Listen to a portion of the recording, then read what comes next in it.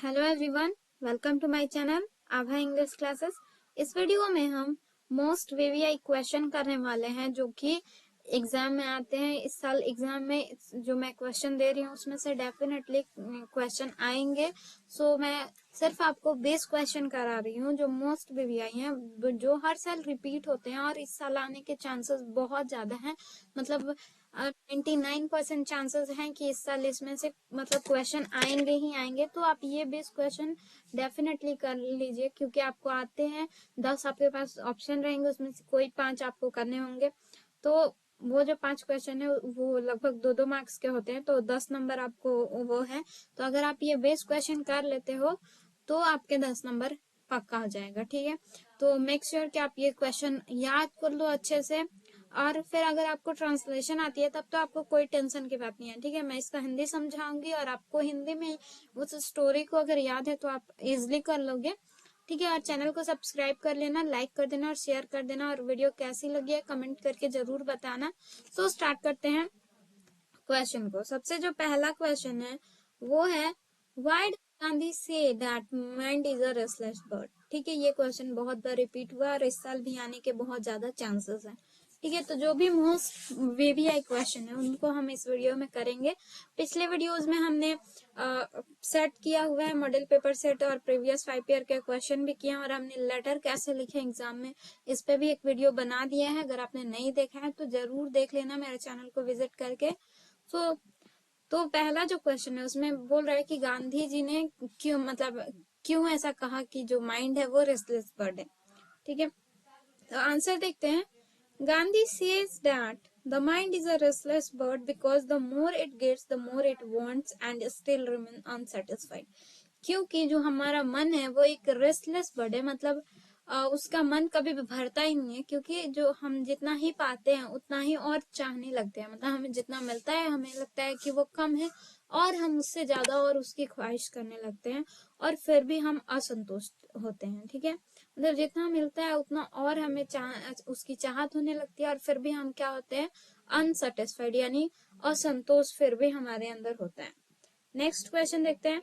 How did our ancestor enjoy true home rule. हमारे जो ancestor है, हमारे जो पूर्वज हैं, ठीक है, जो हमारे फोर फादर है, मतलब हमारे दादा परदादा हैं, ये ट्रू होम रूल को कैसे एंजॉय करते थे। तो आंसर है, they live independently and follow their agricultural occupation which is free from the evils of the cities।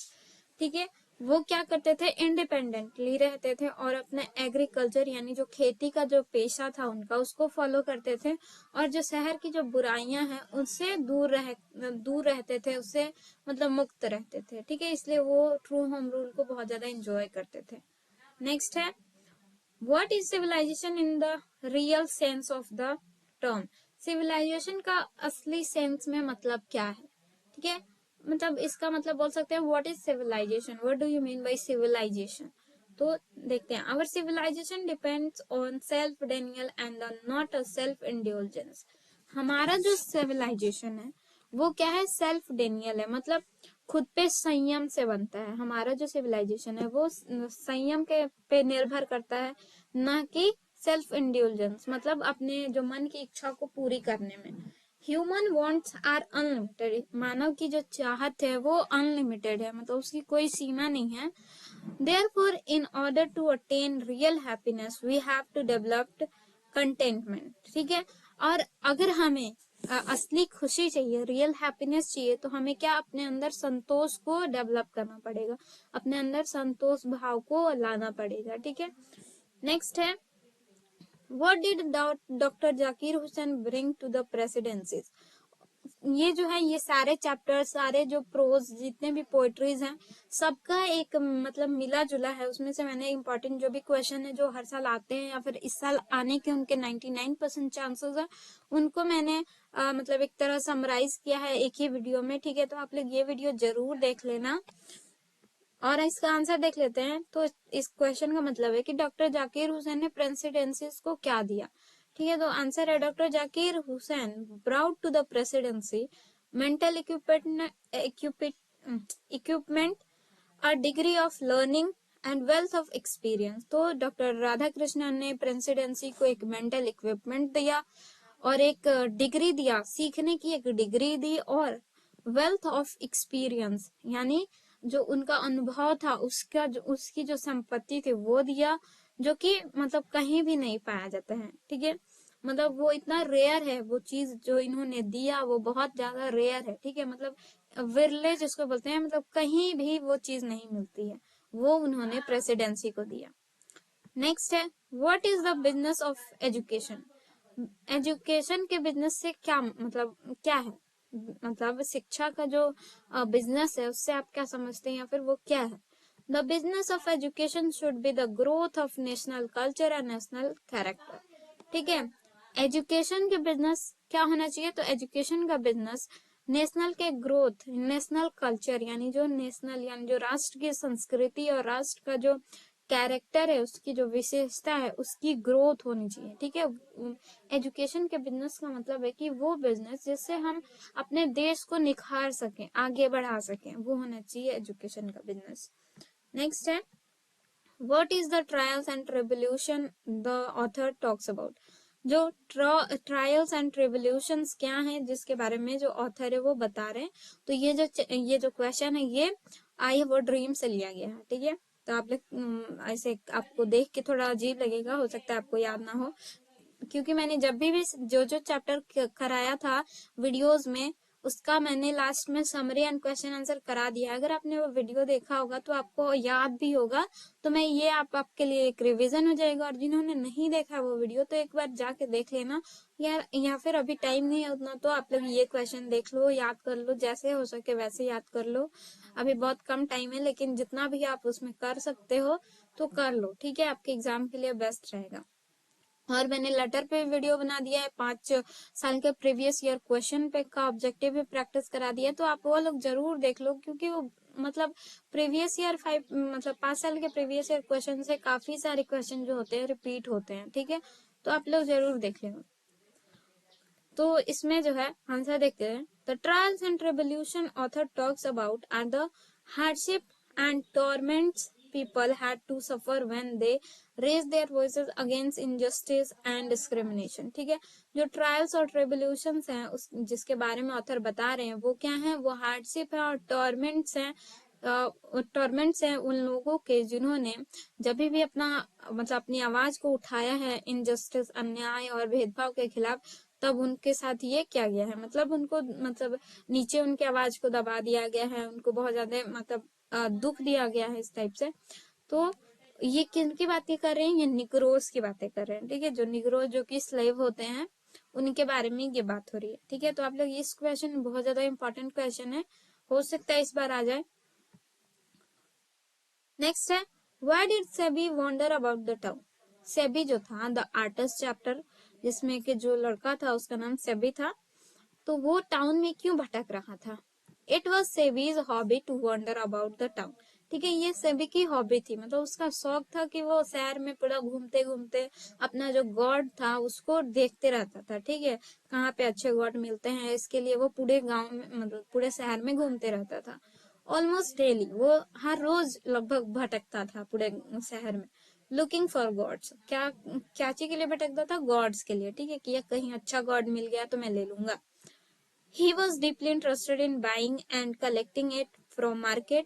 वो बहुत ज्यादा इंटरेस्टेड था। आप लोग जैसा कि चैप्टर में पढ़ चुके हैं कि जो सेबी था वो इंटरेस्टेड था गॉड में, जो उसको जो मतलब वो जो गॉड को क्या अलग अलग शेप देता था उसको पॉलिश करता था, तो वो खरीदने में और उसको कलेक्ट करने में बहुत ज्यादा उसको इंटरेस्ट था। And arrange it on the wall of his town. और क्या करता था वो अपने टाउन के जो दीवारें थे उन पे क्या करता था, अरेंज करता था। नेक्स्ट है, what made Sebi's heart beat faster. Sebi का जो हार्ट बीट था वो किस वजह से उसका हार्ट बीट जो था फास्ट हो गया, मतलब उसने ऐसा क्या देख लिया कि उसका दिल की धड़कनें बढ़ गई। When Sebi was examining the gods, suddenly he caught sight of one which was about 5 inches long। ठीक है, जब सेबी जो था एग्जामिन कर रहा था गॉड को, जब वो देख रहा था गॉड को, तभी उसकी जो मतलब उसके जो नजर है वो एक गॉड पे पड़ी जो कि 5 इंच लंबा था। Something about it made Sebi's heart beat fast. और इस तरह से और इसमें ऐसा कुछ था उस वर्ड में ऐसा कुछ था जिसके वजह से सेबी का हार्ट बीट क्या हुआ, फास्टर हो गया। What do you mean by the term free press? Free press से आप क्या समझते हैं?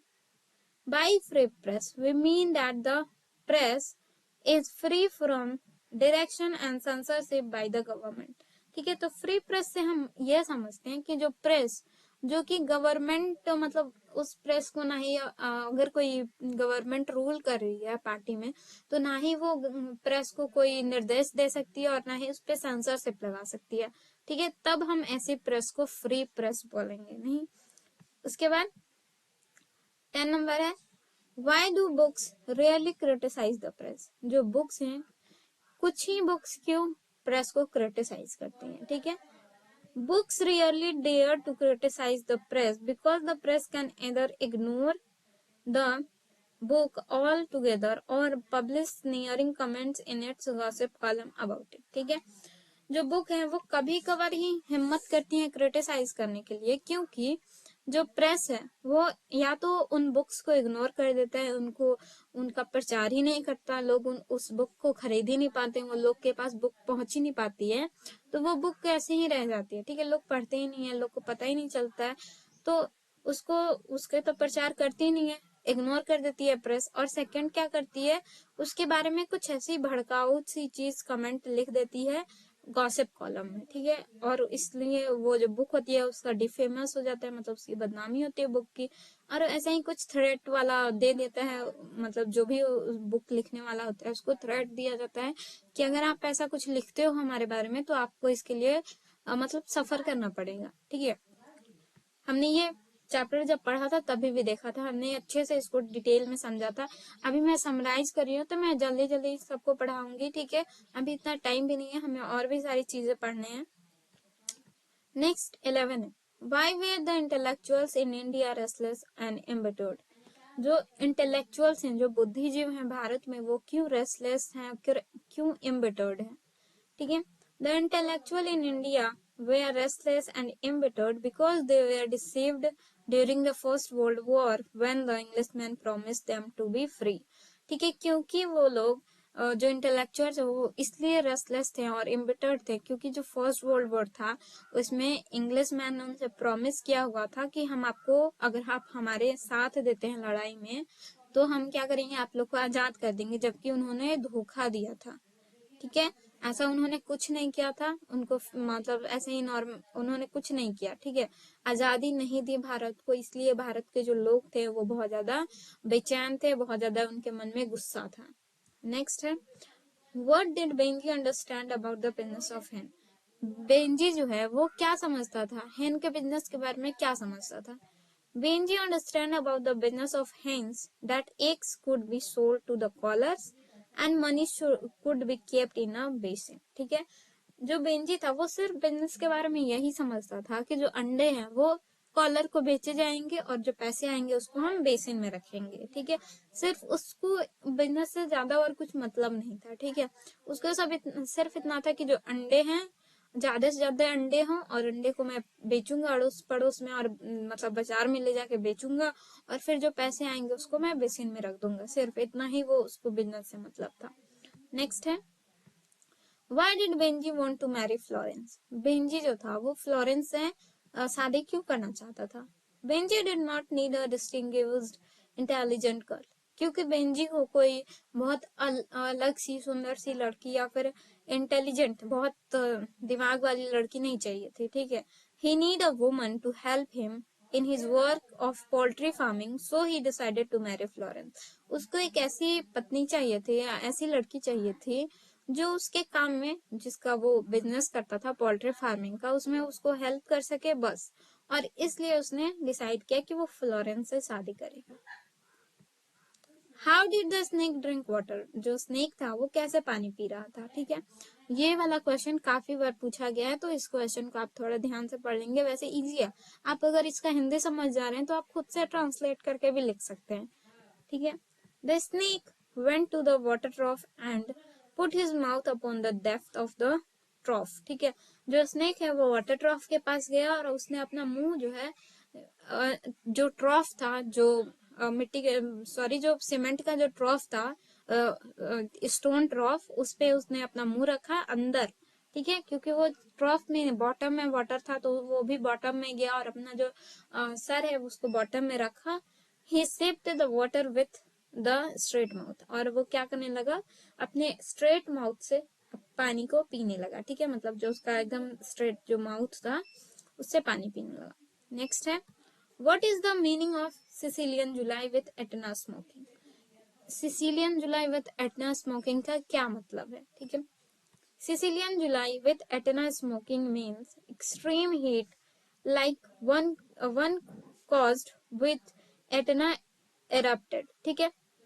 सिसिलियन जुलाई का मतलब है जो एटना है वो स्मोक रहा है। एटना एक वोल्केनो का नाम है, मतलब एक ज्वालामुखी का नाम है। सिसिलियन जुलाई का मतलब है कि जब एटना बहुत ज्यादा जब वो इरप्ट होती है, मतलब जब वो जो ज्वालामुखी फटने लगता है और उसमें से गरम गरम धुआं और लावा जब बाहर आने लगता है तब कितनी गर्मी होती है, उस टाइप से गर्मी हो रही थी जुलाई में, ठीक है। जो ये स्नेक जो चैप्टर है उस टाइम पे बहुत ज्यादा गर्मी हो रही थी, एकदम जैसे जब सिसली में होती है, जब एटना जो होता है स्मोक होता है, ठीक है। तो इसका मतलब ये हुआ, it's extreme heat like the one caused when Etna erupted, it was so hot as the volcano Etna is in Sicily, ठीक है। जैसा कि सिसिली में जो वोल्केनो है एटना, वो जब इरप्ट होता है तो कितनी गर्मी होती है, उतना ही गर्मी अभी हो रही थी, इसका मतलब यही हुआ। वो कंपैरिजन किया गया है यहाँ पे। meant by the phrase a pulse in the eternal mind, ठीक है। इस फ्रेज का मतलब क्या है, एक pulse in the eternal mind, यानी जो आंतरिक मन है उसमें एक पल्स होना, एक बात होना, एक सोच होना, ऐसा बोल सकते हैं, ठीक है। The phrase a pulse in the eternal mind indicates a long cherish desire. Long cherish desire का मतलब होता है बहुत दिनों से कोई इच्छा होना अपने मन में। The poet want to say that there must be a pulse in the eternal mind that works to avoid war, ठीक है। मतलब वो लड़ तो रहे थे अपने देश की तरफ से, लड़ तो रहे थे, लेकिन उनके जो एक डिजायर था, उनकी एक इच्छा थी जो हमेशा किस लिए काम कर रही थी, वो जो वॉर है, जो लड़ाई है, वो अवॉइड करने के लिए काम कर रही थी उनके मन में, ठीक है। वो चाहते थे कि जो लड़ाई है वो ना हो, क्योंकि लड़ाई मतलब किसी चीज का वो नहीं होता है, ठीक है, सॉल्यूशन नहीं होता है। तो वो चाहते थे, लेकिन फिर भी वो अपनी देशभक्ति को दिखाते हुए अपने देश के लिए लड़ रहे थे, ठीक है। नेक्स्ट है, why is Macavity termed a criminal. Macavity को क्रिमिनल क्यों कहा गया है। Macavity is termed as a criminal because it defies the law and indulges in activities of criminal nature, ठीक है, क्योंकि वो हर लॉ को तोड़ देता था। वो यहाँ तक कि वो ग्रेविटी के लॉ को भी तोड़ देता था। वो ना ही उसको स्कॉटलैंड यार्ड पर पकड़ पाते थे, ना ही कोई पुलिस नहीं पकड़ पाती थी उसको। वो जहां भी जाता था, क्राइम करता था, वहां पे उसके कोई भी मतलब फुटप्रिंट या फिर कोई भी निशान नहीं मिलते थे, ठीक है। और वो ऐसा काम करता था, सबको पता था कि ये मैकावेटी ने किया है, लेकिन उसके खिलाफ कोई भी सबूत नहीं मिलता था। नेक्स्ट है, व्हाट डिड द फायरहैम से टू हिम। फायरहैम ने क्या कहा, ठीक है, उससे मतलब पोएट से क्या कहा। द फायरहैम said him that he had forgiven him and now it has taken oath to overlook and pardon him, ठीक है। फायरहैम ने कहा कि तुम्हें माफ किया जाता है, जो तुमने ओथ लिया था उसको नजरअंदाज करने के लिए तुम्हें माफ किया जाता है। This time for the sin he committed, और इस जो तुमने अभी जो पाप किया है उसके लिए। नेक्स्ट है, in what sense does the fire forget it dead. किस सेंस में जो फायर है वो अपना डेड को भूल जाता है, ये किस सेंस में इस सेंटेंस को बोला गया है। The fire forgets it's dead when it leaves the body half burned, ठीक है। तो लीव इट डेड का मतलब है कि जब जो आग है वो अपने बॉडी को, मतलब जो डेड बॉडी होती है उसको आधा जला हुआ छोड़ देती है, तब हम बोलते हैं कि जो फायर है वो अपने डेड को भूल चुकी है। The speaker feels it as a fierce immoral behaviour, और जो स्पीकर है वो उनको ऐसा लगता है कि ये फायर का बहुत ही अनैतिक बिहेवियर है, व्यवहार है, जिसको उन्होंने किस किस वर्ड से रिप्रेजेंट किया है इमोरल बिहेवियर को, डिबॉचरी। आप लोग याद रखना, हो सकता है ऑब्जेक्टिव क्वेश्चन में पूछ दे कि डिबॉचरी को रिप्रेजेंट कैसे करते हैं, तो वहां पे ऑप्शन जो भी आएगा उसमें से इमोरल बिहेवियर होगा उसका, ठीक है। नेक्स्ट है, who are the whispering neighbour. Whispering neighbour कौन है? एजेंट्स और messenger of death are the whispering neighbour. जो एजेंट्स होते हैं यानी जो दूत होते हैं मृत्यु को, उनको विस्परिंग नाइबर कहते हैं। Who come when a human body is dead. वो कब आते हैं? वो जब कोई ह्यूमन बॉडी जब मर जाता है तब वो विस्परिंग नाइबर आते हैं। नेक्स्ट है, how does human life become miserable?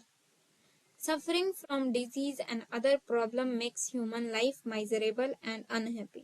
ठीक है, तो यहाँ तक हमारे जो 20 क्वेश्चन, यहाँ पे 21 हो गया, एक मैंने एक्स्ट्रा लगाया है। ठीक है, तो ये 21 जो क्वेश्चन ये आपके लिए मोस्ट वीवीआई क्वेश्चन है, जो कि इस साल क्वेश्चन में 99% आने के इनके चांसेस है। तो आप डेफिनेटली इसको याद कर लो जैसे भी हो।